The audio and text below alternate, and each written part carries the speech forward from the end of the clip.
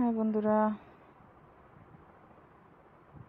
আজকে দীর্ঘদিন বাদে মনে হলো যে কিছু একটা করি, কিছু খেতে মন চাইছিল, কিন্তু পরিশ্রমের ভয়ে, করার ভয়ে আমি কোনো কিছুই খেতে পারি না। তো আজকে বানাবো যে পিঠা, কি পিঠা বলে, পুলি পিঠা বলে, সেগুলোই বানাবো। আসলে পিঠা বানাইয়া না খেতে খেতে একদম ভুলেই গেছি খাওয়ার কথা। তো মনে চাইলো একটু নারকেল ছিল, তো মন চাইলো একটু পিঠা খাবো। সময়ের অভাবে সারাদিন কাজে কাজে থাকি, 3টা থেকে 4টা পর্যন্ত এতটুকু টাইম রেস্ট করি। তারপরে টুকিটাকি একজন গৃহিণীর কতটা কাজ, সেটা একজন গৃহিণী বলতে পারে। 2টা বাচ্চা, স্বামী, সংসার নিয়ে কাজে কাজে দিন যায়, সময় যায়, বাড়তি কোনো কিছু করার টাইম থাকে না, সময় থাকে না। তো বন্ধুরা, আমি এখানে আটাটা মাখন করে নিব, গরম পানি দিয়ে ধরবো যাতে পিঠাগুলো একটু তুলতুলে নরম হয়।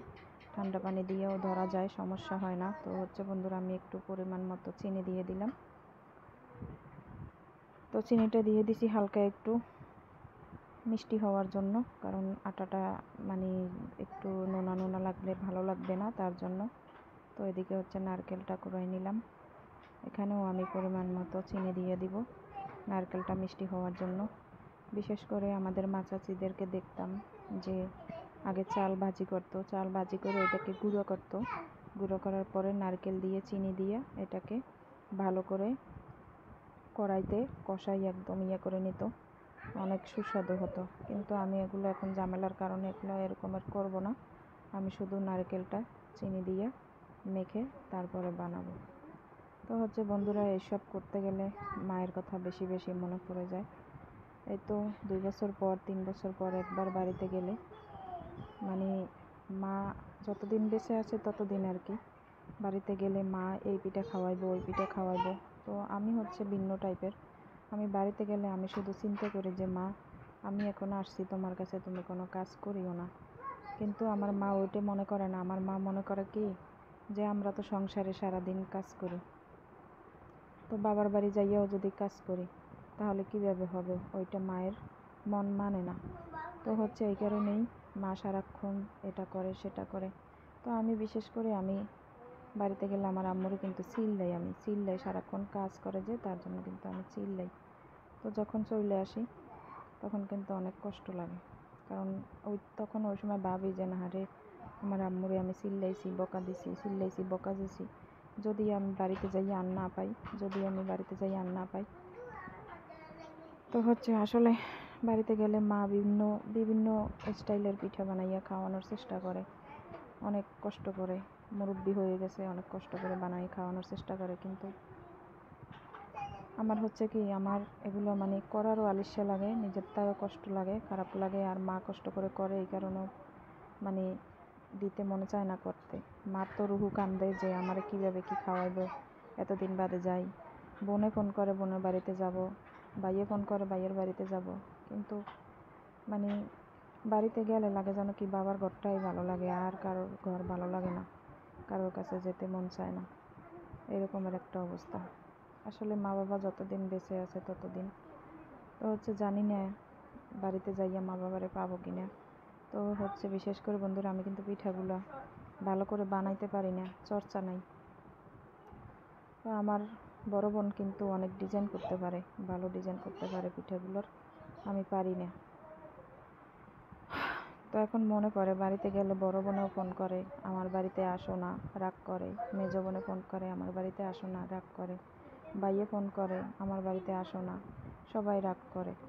তো কি, এতদিন বাদে বাড়িতে গেলে আমার শরীরটা এত দুর্বল লাগে, বাবার বাড়িতে গেলে লাগে যেন কি কীরকমের হয়ে যায়। আসলে আমরা সব মেয়েরাই মনে হয় এরকম, স্বামীর বাড়িতে সারাদিন কাজে কাজে থাকি, আর বাবার বাড়িতে গেলে কীরকমের যেন আল্লাহর হুকুম, শরীরটা একদম অবশ হয়ে যায়, কোনো কাজ করতে ভালো লাগে না, কীরকম যেন হয়।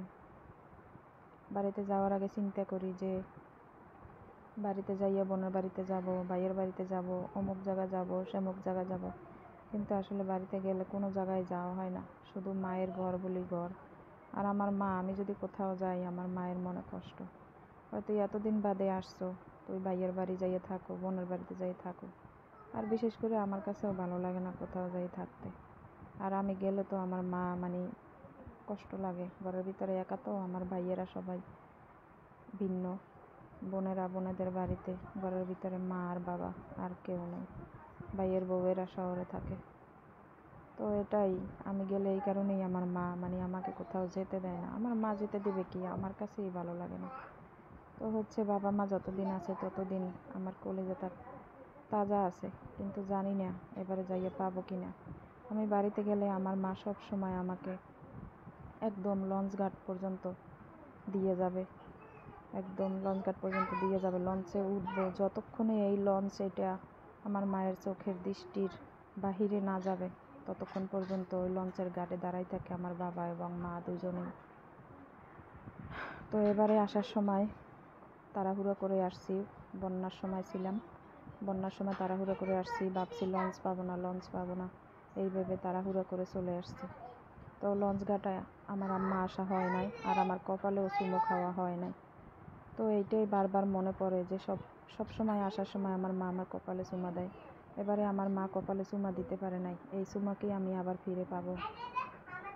তো এখন ইদানিং শুধু মার কথা বেশি মনে পড়ে, আমার মা বেশি দুর্বল হয়ে গেছে। তো হচ্ছে বন্ধুরা সবাই দোয়া করবা আমার বাবা মায়ের জন্য।